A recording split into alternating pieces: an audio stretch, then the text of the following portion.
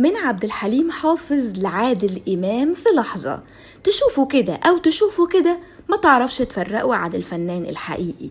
يعتبر نسخة طبق الأصل، مش بس الشكل، لا ده كمان في الأداء والحركات، ورغم كده حظه قليل في التمثيل. البداية كانت من 10 سنين لما قدم الفنان محمود العزازي شخصية الفنان عبد الحليم حافظ في فيلم سمير وشهير وبهير، ونجح جدا بسبب تعبير وشه وتقليده بالظبط.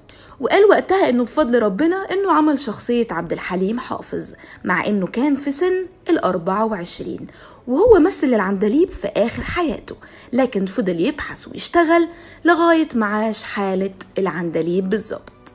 من وقتها قالوا انه مشخصاتي ويمكن شبه عبد الحليم هو اللي ساعده يمثل، لكن رجع من جديد ولفت انتباه كل الناس بعد ما نجح الفنان الشاب الموهوب محمود العزازي في انه يتحول للزعيم عادل إمام.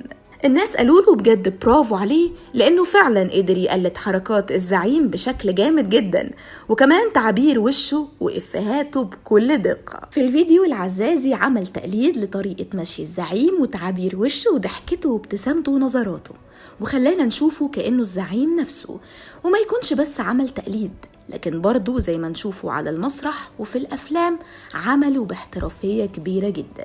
الفيديو عجب كتير قوي من الناس، وبالفعل نال إعجاب كل اللي شافه، وما كانش فيه تعليقات غير الإشادة بموهبته وبراعته، والناس وصفته بعظيم وخطير وموهوب وممثل جبار. ورغم ان الناس شككت في الفيديو وقالوا انه اتعمل بالذكاء الاصطناعي او فوتوشوب، لكن لما نشرها أكد وقال ده مش تقليد ولا حتى بالاي، ده إحساسي الشخصي بالشخصية.